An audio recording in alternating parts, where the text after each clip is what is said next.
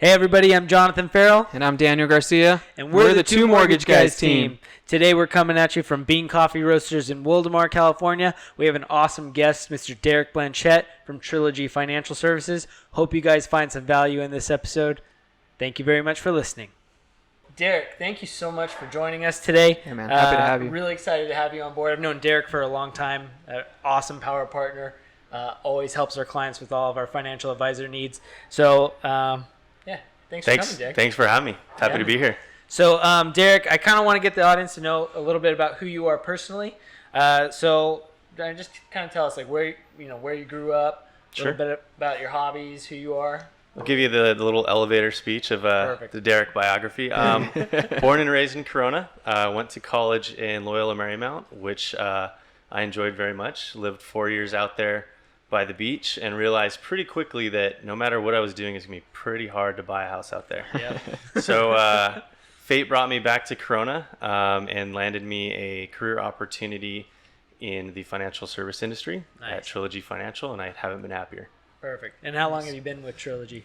Coming up on 6 years, and it feels like I started yesterday, so time is flying by. But it's been a great transition for me. I really like it. A lot of people still don't know what a financial advisor does specifically to help them.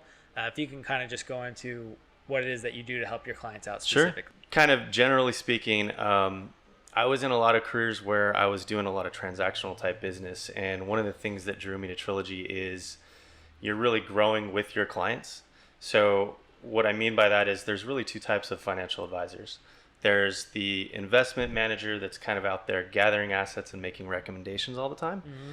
And then there's your kind of true fiduciary financial planner, almost like a fitness coach, but for your money. So like a financial trainer that trains you how to use your money as efficiently as possible. Right.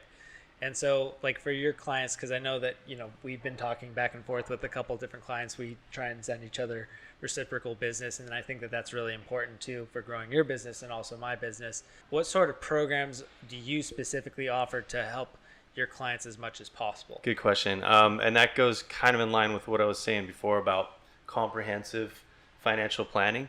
Is we're not just focusing on their investments or their protection planning. We're looking at their mortgage balance, their home value, their retirement goals. Do they want to stay in state, out of state? And for a lot of those types of questions, I'm not a real estate professional. I'm not a loan officer. So I need people like you to get updated values and the best case scenario so that I can run those options by my client. Right. So we talked a little bit in our last segment about debt and kind of managing money. What are some of the mistakes that you're seeing people make in their finances right now? Well, there's lots of pitfalls and things that people kind of fall into. They've heard something on the radio. They want the hottest new commodity or investment. Debt is probably the easiest one to battle, but it's also the easiest one to fall into the trap of. Right. Student loan debt is a big problem. Yep. A lot of our younger clients that we're getting, that's really the first couple months of stuff that they're doing is really organizing their debt and putting a strategy together to get rid of it. Next would probably be credit card debt and auto debt. But those scenarios are a little bit more easier to tackle. So talking about student loan debt, of course, 529 savings plan. Sure. What can you tell, I guess, parents who are planning on having their kids go to college? Like, what's the best route for them to kind of start saving up for that rather than just have their kids get into a whole bunch of student loan debt? Right. Yeah. And like I said, it's a big challenge having kids graduate with a lot of student loan debt. You want to give them the best head start as possible, going to a 4-year college and coming out and ready to, get their career and start planning for their financial future. There's a number of ways you can save for college. So I would say first and foremost, consult someone, a professional that can talk you through the different ways so that you understand exactly from day one what you're putting this money aside for and what the, I guess, repercussions are if they use it for something other than college, if that doesn't happen. Right. Understanding how much you're putting towards their college is also money that you're not putting towards yourself. Right. So if you have really aggressive retirement goals, it's important to understand how that balance works. So if you're trying to fully fund your child's college, is that going to mean that you have to work another 5 to 10 years? Right. And are you and your spouse happy with that and okay with it? A lot of families are, but sometimes we find that clients will come in saying, I want to retire at this age and I don't want to work a day longer. Right. But I also want to fully fund my kids' college. Well, that means you've got to put a lot more monthly away. And is that even doable? Right. So we help people understand that balance. So if somebody is planning with the 529 account and their kid decides, hey, instead of doing that, I want to go to trade school or I want to start my own business, but I need some capital. Is there a way to go about converting that without, or what would be the penalty, I guess, converting that? Well, that's a really good question. And it is something that comes up a lot of times too, when someone's not properly educated on what they were doing 18 years ago. Right. And now, Johnny Jr. doesn't want to go to college. They want to be a professional gambler. But there's different ways. So, first and foremost, if there's another child, you can always roll it over to the next child. If you want to use it for specific, let's say starting a business, you can still take that money out. There's just a penalty on the gains over the long-term gains. Got it. And it's a 10% penalty. But we help people understand that and make the best decision when that comes up. Because there's, like with mortgages and buying property, there's a million different decisions that you can make, and each one has a different outcome. Right. So it's understanding which one's best for your financial priorities. Got it. So, like I have two boys, 2-year-old and a 4-month-old. Thinking down the road, I know one big hurdle that would a lot of times keep me and a lot of people from even starting something. It just seems too daunting and not realizing how far a little bit can go. Mm-hmm. What have you seen and not to make you do calculations on the spot here, but how easy can it be when you look about 15 years of savings, just a simple amount of, what kind of opportunity have you seen in that? Well, let me use my calculator real quick. No, so when we do like full comprehensive planning for a client, what that means is there's future value calculations in what we set up. So it's a fully functioning liquid plan. Liquid meaning it can change. Right. Clients' lives change, the plan has to change. Gotcha. So in that scenario, what we're pulling in is, let me give you an example. Are you a UCLA or SC fan? We'll go SC. SC. So in that situation, what I'll do is based on your client's age, we'll pull up the University of Southern California. Okay. And it'll give us a calculation of what that tuition would be when your child reaches the age of 18.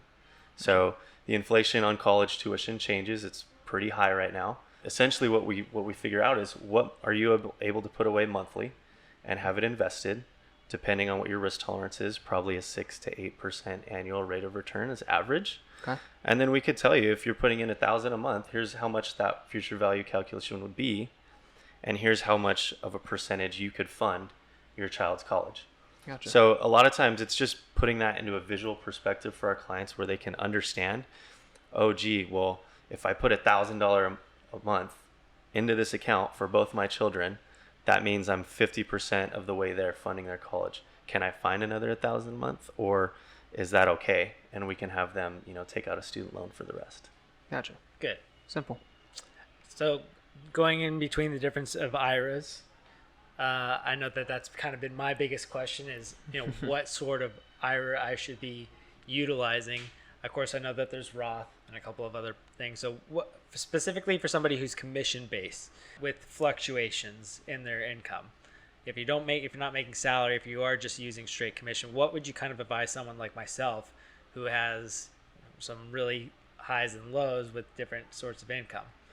Well, that's a great question, and not that that's a very unique situation, but that's where the different type of advisor that you work with is really going to be a big factor. So on one side, you have the commission-based advisor, right, and then on the other, you have the fiduciary. The commission-based advisor will recommend something, and then from a legal standpoint, they don't have to communicate with you and understand what your salary is adjusting to year in and year out. Right. Whereas the fiduciary does at least once a year. So our advisors typically are touching base with a client quarterly. But the reason that that's important for someone like you in that situation is if your income fluctuates enough to where you get to a point where you're over the threshold to fund a Roth, that could be a big no-no, and you could be paying a penalty. Right.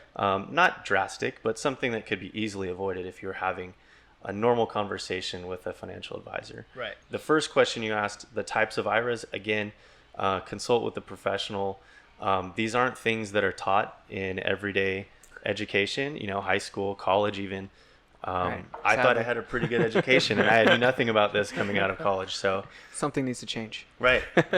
So talk to someone, figure out what's best for you in your tax situation, and long term, what's going to be the most efficient way for you to save money. Awesome. I appreciate you coming on, Derrick. Really, I know that you're again, huge power partner of ours. Sure. I know that you golf a lot. Yep. Which is awesome because That's why Johnny had to go add golfers to his I had team. to add golfers to my team so that way I can look good. So again, I really appreciate you coming out and talking to us a little bit. Absolutely. Thanks for having me, guys. Appreciate it. Absolutely. Appreciate it. Thanks, man. Mm-hmm.